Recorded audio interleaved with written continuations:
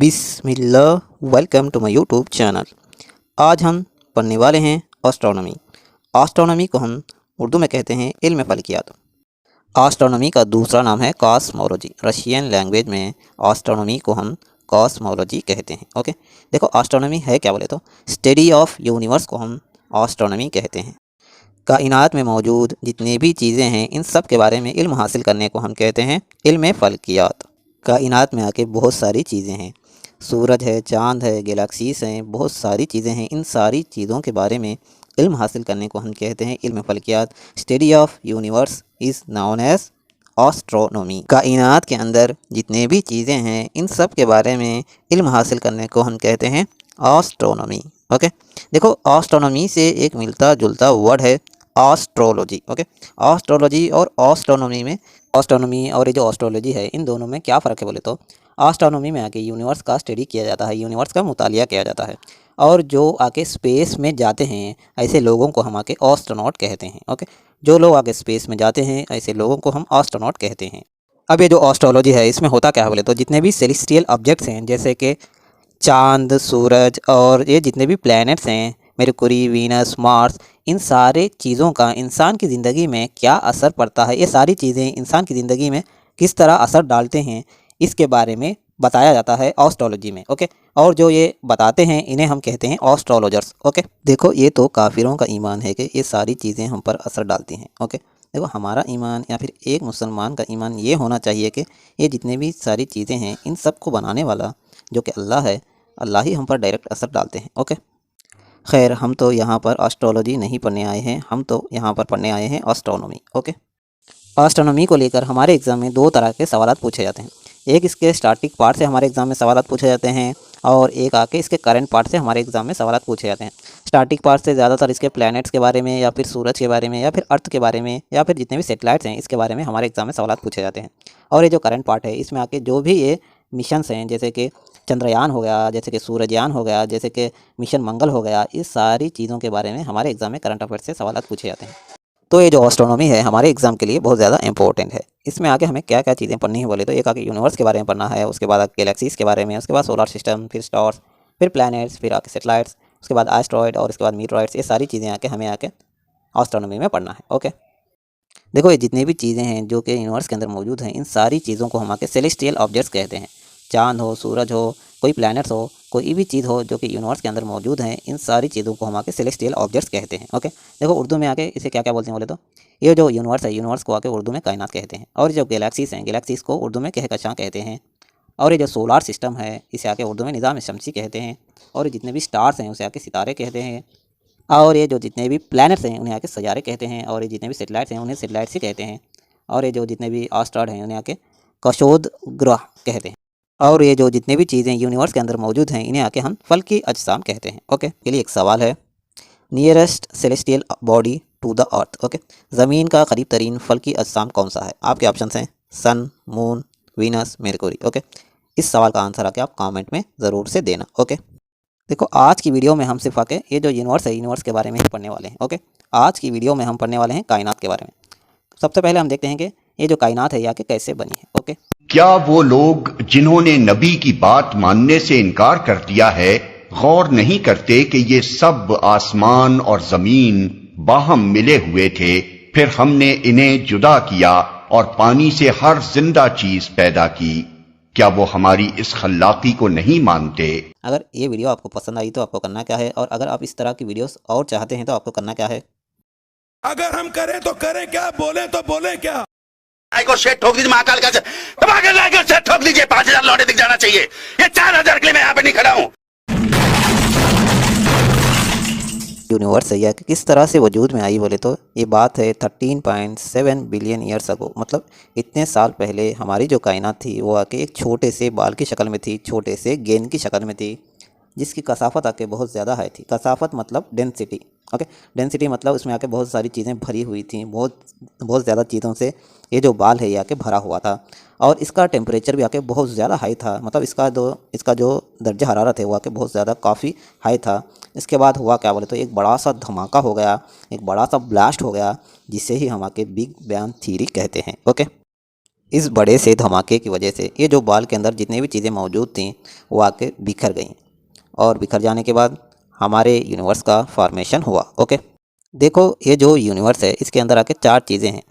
एक आके मैटर है, दूसरा आके एनर्जी है, तीसरा आके स्पेस है और चौथा आके टाइम है। ओके, ये जो धमाका हुआ इसके ज़रिए आके ये 4 चीज़ें बाहर आईं। ओके, देखो हमारे एग्ज़ाम में यूनिवर्स से रिलेटेड कौन कौन से इंपॉर्टेंट पॉइंट्स हैं वो हम देखने की समझने की कोशिश करते हैं। देखो देखो ये जो यूनिवर्स है ये कि लैटिन वर्ड यूनिवर्सम से लिया गया है, जिसका मतलब क्या है बोले तो all space and all matter. Okay, ये जो यूनिवर्स है यह कि लैटिन वर्ड यूनिवर्सम से लिया गया है, जिसका मतलब क्या है all space and all matter. Okay, देखो ये जो यूनिवर्स है इसके बारे में स्टडी करने को हम क्या एस्ट्रोनॉमी कहते हैं। Okay, study of universe is known as astronomy और इसे ही हम रशियन लैंग्वेज में आके कॉस्मोलॉजी कहते हैं। ओके, देखो ये जो यूनिवर्स है इसके बारे में हमें सबसे पहले जानकारी देने वाला कौन था बोले तो गैलीलियो था।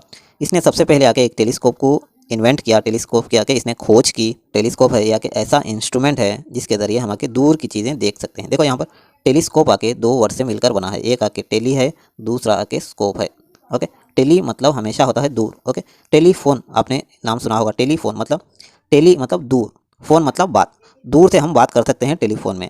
और इसी तरह से टेलीस्कोप, टेली मतलब दूर और स्कोप मतलब देखना, दूर की चीज़ों को देखने के लिए इस्तेमाल होने वाला आला आके टेलीस्कोप है। ओके, तो ही इस बंदे ने टेलीस्कोप की ईजाद की। उसके बाद इसने आसमान में देखा और बताया कि ये जो यूनिवर्स है यह आके वास्ट स्पेस है, मतलब यह आके बहुत ज़्यादा जगह है जिसका आके कोई हद नहीं है, इसका रेंज आके बहुत ज़्यादा इनफाइनाइट है। देखो इनफाइनाइट मतलब क्या है बोले तो जिसे आके काउंट ही नहीं कर सकते। ओके, तो यूनिवर्स आके एक ऐसी जगह है जहाँ पर आके इसका कोई हद ही नहीं है। ओके, इसकी कोई हद ही नहीं है, ऐसी स्पेस को, ऐसी जगह को हम आके यूनिवर्स कहते हैं। ओके, और इसी के अंदर आके सारी चीज़ें आ जाती हैं। इसी के अंदर आके जितने भी गैलेक्सीज हैं सारी गैलेक्सीज इसी के अंदर आती हैं, सारे स्टार्स इसी के अंदर आते हैं, सारे प्लैनेट्स आते हैं, सारे एस्ट्रॉयड, सारी दुनिया भर की चीज़ें आके यूनिवर्स के अंदर आती हैं। ओके, तो इस तरह से सबसे पहले हमें आके यूनिवर्स के बारे में पता चला। उसके बाद ये जो बंदा है जॉर्जस लिमेरेट है, इसने क्या किया बोले तो ये जो हमारी यूनिवर्स है ये आके कैसे बनी इसके पीछे इसने दिमाग लड़ाना चालू किया और इसी ने आके बिग बैंग थ्योरी दी। ओके, बिग बैंग थ्योरी मैंने आप लोगों को बताया था कि बिग बैंग थ्योरी में होता क्या है बोले तो ये जो हमारा यूनिवर्स है ये आके एक छोटे से बाल की शक्ल में होता है, जिसका आके इनफाइनाइट डेंसिटी होता है और इसके टेम्परेचर बहुत ज़्यादा हाई होता है।